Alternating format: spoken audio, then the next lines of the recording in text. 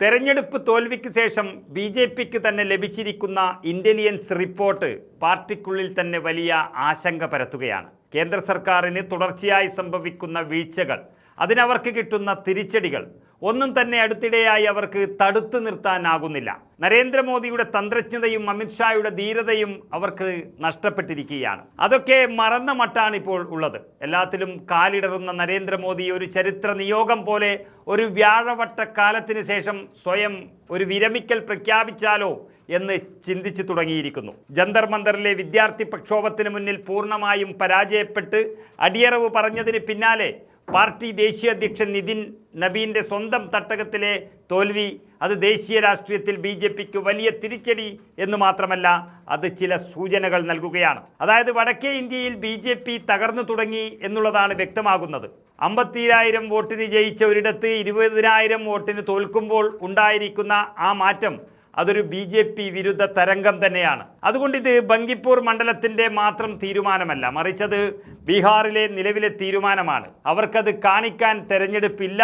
എന്നാൽ 6 മാസം മാത്രം ഉത്തർപ്രദേശ് എന്ന ഇന്ത്യയിലെ ഏറ്റവും വലിയ സംസ്ഥാനം ഇതേ ബീഹാറിൻ്റെ തൊട്ടടുത്ത് കിടക്കുന്ന UP എന്ന സംസ്ഥാനം നിയമസഭാ തെരഞ്ഞെടുപ്പിലേക്ക് നീങ്ങുകയാണ്. ബീഹാറിലെ ബങ്കിപ്പൂർ നിയമസഭാ ഉപതെരഞ്ഞെടുപ്പിൽ സിറ്റിംഗ് സീറ്റ് നഷ്ടപ്പെട്ടത് അതിനിടയിലാണ് എന്ന് പറയുമ്പോൾ അതും ബി.ജെ.പി ദേശീയ അധ്യക്ഷൻ്റെ സീറ്റാണ് നഷ്ടപ്പെട്ടിരിക്കുന്നത് എന്നത് ബി.ജെ.പിയിൽ വലിയ ആശങ്ക പരത്തുകയാണ്. അതുപോലെ തന്നെ മറ്റൊരു ഉത്തരേന്ത്യൻ സംസ്ഥാനമായ മധ്യപ്രദേശിലെ ദാത്തിയ എന്ന RSS കോട്ട അവർക്ക് നഷ്ടപ്പെട്ടിരിക്കുന്നു. ഇതെല്ലാം നൽകുന്ന സൂചന ബി.ജെ.പിയോടുള്ള പ്രതിബദ്ധത ജനങ്ങൾക്ക് നഷ്ടപ്പെട്ടിരിക്കുന്നു എന്നുള്ളതാണ്. 3 പതിറ്റാണ്ടുകളായി കൈയടക്കി വെച്ച ബങ്കിപ്പൂരിൽ അഴിമതി വിരുദ്ധ പോരാട്ടമാണ് വിജയിച്ചിരിക്കുന്നത്.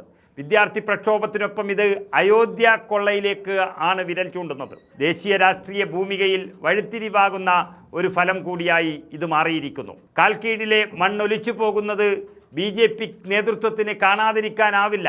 അതിനിടയിലാണ് ഈ ഇന്റലിജൻസ് റിപ്പോർട്ട് കൂടി വന്നിരിക്കുന്നത്.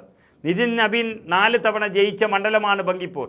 അതിനു മുൻപ് അദ്ദേഹത്തിൻ്റെ പിതാവ് പല തവണ ഇവിടെ നിന്ന് തെരഞ്ഞെടുക്കപ്പെട്ടിരുന്നു ബി.ജെ.പി പാളയത്തിൽ നിന്ന്. മുൻപ് പട്ന വെസ്റ്റ് എന്നായിരുന്നു ഈ മണ്ഡലത്തിൻ്റെ പേര്. 1995 മുതൽ ബി.ജെ.പി കോട്ടയാണിത്. ഈ തോൽവി ബീഹാർ മുഖ്യമന്ത്രി സാമ്രാട്ട് ചൗധരിക്കും വലിയ ക്ഷീണമാകും.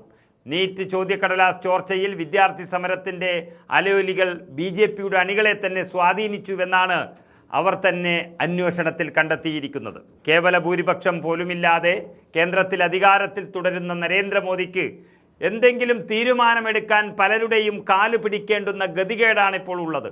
ദക്ഷിണേന്ത്യ മുഴുവൻ കയ്യിൽ നിന്ന് പോകുക മാത്രമല്ല, കോൺഗ്രസ് ഭരണം നേടുക കൂടി ചെയ്യുന്നു. തെലങ്കാന, കർണാടക, കേരളം ഇത് കോൺഗ്രസും ബി.ജെ.പി വിരുദ്ധരായ TVKയും അടക്കം ദക്ഷിണേന്ത്യ ഭരിക്കുകയാണിപ്പോൾ. എന്നാൽ ഉത്തരേന്ത്യൻ ശക്തി കൊണ്ട് പിടിച്ചു നിൽക്കാമെന്ന് കരുതിയ സമയത്താണ് തെരഞ്ഞെടുപ്പിൽ തിരിച്ചടി എന്ന് മാത്രമല്ല ജനങ്ങൾ സർക്കാരിനെതിരായി എന്നുള്ള റിപ്പോർട്ടുകൾ പുറത്തു വരുന്നത്. 6 മാസങ്ങൾക്കുള്ളിൽ ഉത്തരേന്ത്യയിൽ നടക്കുന്ന കുറച്ച് നിയമസഭാ തെരഞ്ഞെടുപ്പുകളുണ്ട്. അതിൽ പഞ്ചാബും മണിപ്പൂരും കോൺഗ്രസ് പിടിച്ചെടുക്കുമെന്ന് ഒട്ടുമിക്ക സർവേകളും പറഞ്ഞു തുടങ്ങിയിട്ടുണ്ട്. അതിന് അതിൻ്റേതായ കാരണങ്ങളുണ്ട്. ഒപ്പം തന്നെയാണ് UPയിലെയും നിയമസഭാ തെരഞ്ഞെടുപ്പ്. ലോകസഭയിൽ ബി.ജെ.പിക്ക് അടിതെറ്റിയത് നമ്മൾ കണ്ടു. 70-ന് മുകളിൽ സീറ്റ് വരെ ഉണ്ടായിരുന്ന ബി.ജെ.പി ലോകസഭയിലെവിടെ 35 സീറ്റിന് താഴേക്ക് കൂപ്പുകുത്തി. അതിൻ്റെ തനിയാവർത്തനം ഈ നിയമസഭാ തെരഞ്ഞെടുപ്പിലും ഉണ്ടായാലും അത്ഭുതപ്പെടാനില്ല എന്നുള്ളതാണ് രഹസ്യ റിപ്പോർട്ട് വ്യക്തമാക്കുന്നത്. ഏതായാലും പറയുന്നതൊന്ന് ചെയ്യുന്നത് മറ്റൊന്ന് എന്ന കാപട്യം ജനങ്ങൾ മനസ്സിലാക്കിയതോടെ മോദി പ്രഭാവം ഇടിഞ്ഞു വീണു എന്നുള്ളതാണ് സത്യം. ഇനിയെല്ലാം അഗ്നിപരീക്ഷണങ്ങളാണ് ബി.ജെ.പിയെ കാത്തിരിക്കുന്നത്.